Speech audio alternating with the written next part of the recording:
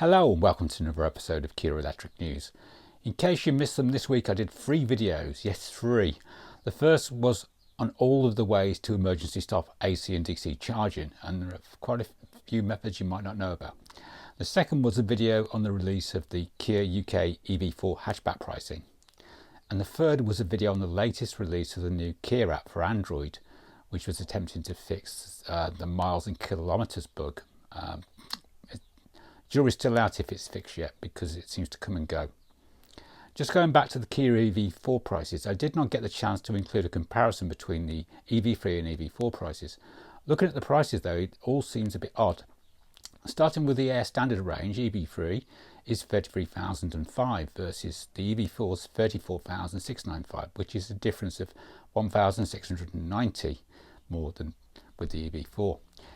The EV3 Air long range is 36,005 versus the EV4 37,695, which is also £1,690 more for the EV4. Where it gets interesting is when you get to the GT line trim. EV3 is 39,405, whereas the EV4 is 39,395, which means that the EV4 is actually £10 cheaper, even though it's a slightly bigger car. Some of the comments have said that the GT line Plus premium paint would attract luxury tax, which is not actually true, as the value you have to use is for the P11D document value. The EV3 P11 price plus premium paint comes to 39,340 plus 65, which is 39,965. The EV4s is 39,330 plus 650 for the paint, which comes to 39,980. So there's nothing in it between the two. The EV3 GT Line S is 43,005 versus the EV4, which is 43,895, which is £890 difference. Some of the comments to my video also spotted that the centre console ironing board, the slidey out picnic table thing, also appears to have gone. And it has. It's still in the Korean sedan version though, so maybe this is for the Euro market. Could be the Korean built saloon version still gets it in the GT line trim. The actual UK website also confirms this from the images that are there, but I mean it could be set to change, but I'll find out more next week. I'm due to see the EV4 and the EV5 at one of the road shows. Anyway, I'll start with some more news of my old EV6 Elvira. You may remember from last week that Steve Dupe, Elvira's new owner, contacted me to let me know that Elvira's ICCU had failed with an AC charging fault. DC charging was still working though. He's since contacted me to let me know that dealer took 2 days to replace his ICCU, which is excellent service compared to many. Elvira's actual mileage at the time of failure was 19,300 miles, which is still quite a low mileage for this to happen. So I don't know whether some of these failures are due to the age of the cars and not so much the mileage. Anyway, thanks for the update, Steve. Following my episode 2 weeks ago on Google points of interest coming to the EV3, I can now report that both EV6 Facelift and the EV9 in the UK and EU also have this feature. Still no sign of it on the EV6 Mark 1 with a Gen 5W though. Talking of Gen 5W, the downloadable update still did not show up on July the 1st, so another promised Kia release date has been broken again, so God knows when it's coming. During the week, Kia launched its new summer customer offers. Surprisingly, some of these offers also apply to the forthcoming EV5, which we have no pricing for yet. This probably means that the EV5 pricing and specs and sale date is imminent. Each of Kia's fully electric models are available with 3.9% APR finance options. For existing Kia finance customers looking to renew and make the switch into a new fully electric EV3, EV4, EV4 Fastback, EV5, new EV6, EV6 GT, EV9, EV9 GT or Nero EV, there's the added benefit of a further £1,000 finance deposit contribution. In addition, customers can also benefit from 1 year's free Kia Charge Plus subscription. Kia's Q3 2025 offers run from the 1st of July until the 30th of September 2025 and are available across the Kia UK dealer network and online. For customers who already have a Kia but want to go electric, existing Kia finance customers of any Kia model can save £1,000 with the Kia EV finance upgrade when switching to one of Kia's award-winning fully electric cars. There is also a Kia PV5 passenger offer. The Kia PV5 passenger is available with 3.9% APR on retail finance offers up to 36 months and no minimum customer deposit. For customers looking to trade in their current Kia EV6, there is a £2,000 loyalty saving discount available off the price of a new Kia EV6. The EV6 loyalty saving offer is available in addition to the Kia EV finance upgrade offer. So there are multiples you can pile on to get more discounts. Kia India is to launch the Kia Carens EV on July the 15th. No specifications or prices are available yet, but 490 kilometers of range is confirmed, and also vehicle to load support from what I'm seeing in this video. I've no idea if this is to be sold outside of India though, but it looks like an interesting car. Hyundai TV has posted one of the first images I've seen of the larger Kia PV5 van with a much larger box on the back. This was on the back of a car transporter. According to Korean car blog, the Korean-built Kia EV5 is set to launch in Korea this August. That also gives clues as to when it might reach Europe, I guess, because they're going to be built there as well. Korea Economic Daily also confirms MCM battery chemistry change from the original Chinese version, which had LFP. The EV5 is expected to be priced at 40 million to 50 million won, which is $29,410 to $36,762, similar to the price tag of the EV4 electric sedan unveiled earlier this year. That would hopefully point to a sub 40k starting price for the Air trim in the UK. Fingers crossed. Korean car blog reports that the Ioniq 6N first technical specifications have been revealed ahead of its world premiere on July the 10th, 2025 at Goodwood Festival of Speed. Hyundai has revealed the first technical details of the Ioniq 6N, focusing on advanced handling, driver engagement and aerodynamics. Capitalising on its low sedan profile, the Ioniq 6N features a completely redesigned suspension geometry engineered for superior driver feedback and control. It has lowered roll centre for enhanced stability and significantly reduced body roll during aggressive cornering. Enlarged caster trail, this key adjustment improves steering feedback on centre feel and the car's self-centering behaviour. A new ECS dampers, the Ioniq 6N will debut electronically controlled stroke sensing or ECS dampers, promising a refined balance between everyday comfort and precise track-ready handling response. The upgraded N E-Shift, the popular simulated gearshift technology, is now available in all drive modes and features new motorsport-inspired close gear ratios. It has new N ambient shift light, a new visual system debuts, providing a clear indicator of the precise shift points to help the driver achieve optimal performance. Enhanced N drift optimizer. The system now provides a much broader range of customization, allowing drivers to tailor the car's drift characteristics to the personal skill level. Teaser images confirm that the Ioniq 6N's design is heavily focused on high-speed stability and aerodynamic efficiency. It has wider stance and flared fenders to accommodate a performance-focused track width and improve mechanical grip. Motorsport-inspired swan neck rear spoiler, a functional aerodynamic element designed for increased downforce and stability. It has lightweight performance wheels to reduce unsprung mass, improving handling and suspension response. Autocar reports that Hyundai is to reveal a new electric crossover in the next few months. Hyundai will reveal an electric crossover, most likely an electric alternative to the Bayon, in the next few months as it pushes to expand its EV offerings. Understood by Autocar to be twinned with the sibling brand Kia EV2, the crossover will plug the gap between the Insta and Kona electric.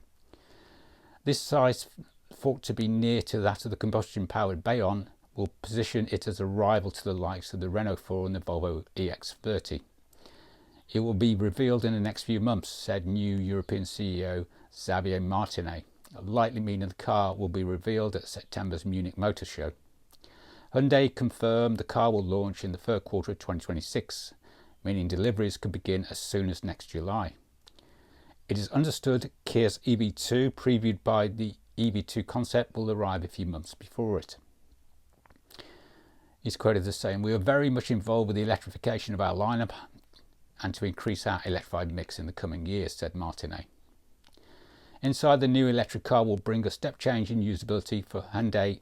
This includes a new infotainment system that Autocar has been told will allow for elements such as ambient lighting and noise to alter depending on driving modes or style. Like the incoming EV2, it is also expected to get a combined instrument and infotainment display setup that spans roughly half the width of the dashboard. Pricing for the new crossovers is likely to be close to that of the EV2 at around €30,000 or £25,000. Now for a few software updates. The first is for the EU UK Kia EV9, which is an over-the-air update. Details as follows. OTA software update for wireless phone charging, or WPC, is for the EV9 model year 24. Release date is going to be July the 14th, 2025, so it's not quite on the over-the-air update site yet. Dear owners, an OTA update for wireless phone charging will be available soon. This update is applicable to some EV9 models. We hope this OTA update will enhance your driving experience. In the What's New section, it says this OTA update improves the detection of digital key 2, which is included in the wireless phone charging units. That gives you a clue to which models will actually get it. Update details will differ based on the vehicle's manufacturing date and optional features. And the second update is for the US-built EV6 Facelift models. TSB number is SC343. It's an update to the PowerNet domain controller. Description as follows. This bulletin provides information to upgrade the PowerNet domain controller or PDC system software on certain 2025 MY EV6s, codenamed CV1A. CV was the original EV6 code name, 1 is the facelift, and A is built in America. Vehicles produced from December the 10th, 24 to June 24, 25, built at a Kia assembly plant in the US. Due to a PDC software logic error in the subject vehicle, the pre-charge resistor may become damaged if the vehicle is abnormally turned off, e.g. turned off while the gear selection is in neutral. If the pre-charge resistor becomes damaged, the vehicle may not go into ready mode. Customers may experience the illumination of the service warning light, and the vehicle may set diagnostic trouble code P1B770. Follow the procedure outlined in this publication to apply the improved logic to the PDC system using the KDS ECU upgrade function. More interestingly, and if you go for the TSB to page 4 of the TSB, it shows a method of putting the car into service mode. This is how to get into service mode on the Kia EV3 and possibly other Kia models. I got this information from a TSB in the US on the US built EV6 facelift, so it equally applies to that, which also has a CNC head unit. So I don't know if it's just this model or previous models as well. I'm not even sure what this mode does, because it says in TSB put your car into service mode. But anyway, this is how you do it. I've got my digital key in my wallet on the charge pad, so it'll authenticate, and you put it into the equivalent of accessory mode. On the EV3, it's an EV mode. You can turn on without pressing the foot brake. So turn that on.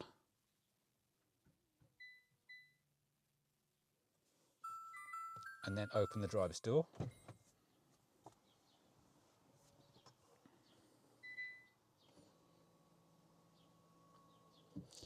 And now I need both hands. You've got to press and hold the right hand mute button whilst also pressing up 5 times on this roller. Right, press and hold that, and then up 5 times on this. 1, 2, 3, 4, 5. You're a clunk, so somebody's disconnected, and it says service mode on the dash at the very top there. And I also noticed on my battery monitor that it stops charging the 12-volt battery. As before, when I had it on the on mode, it was charging the 12-volt battery. So is this really a good idea if it's going to flatten the car's 12-volt whilst you're doing this update? Honestly don't know, but I'm not sure what this service mode does, or there's any other use for it, or there's any other secret menus. I've tried fiddling with buttons and other things. All I know is you can't drive the car. So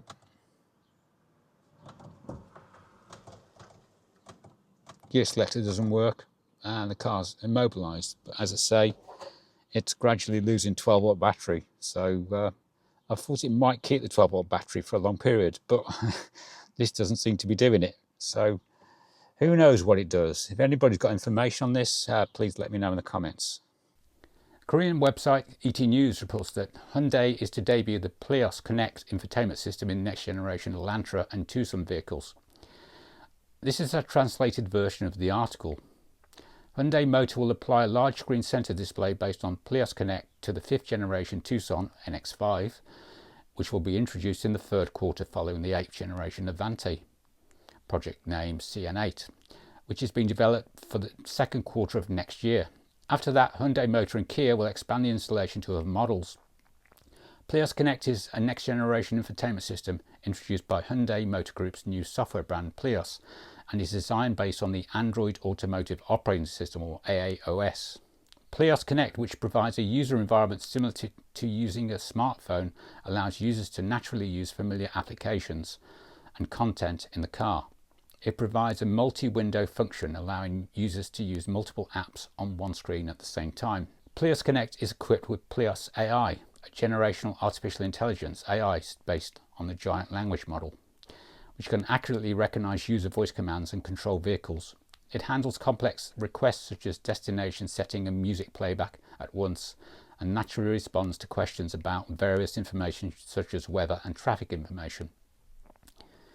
The display configuration in the car will also change drastically, like the latest electric cars such as Tesla. A large screen centre display is placed in the centre of the passenger cabin, making it possible to operate intuitively like a tablet, minimise physical buttons and integrate the operation of vehicle main functions into the infotainment system. Boo! Don't like.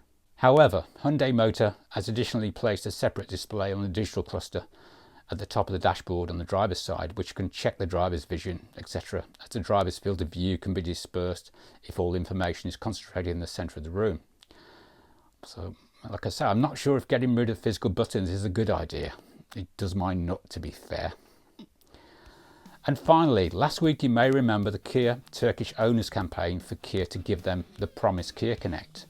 During the week, a Turkish viewer, Bogacan Sengun, sent me links to this song and campaign video. I thought it was quite fun.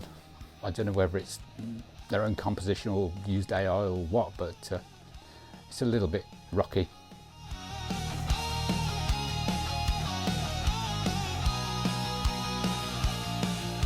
Today I got myself a Kia, went straight to the charging station, opened my phone, searched for the app, I couldn't find it. No, no, no.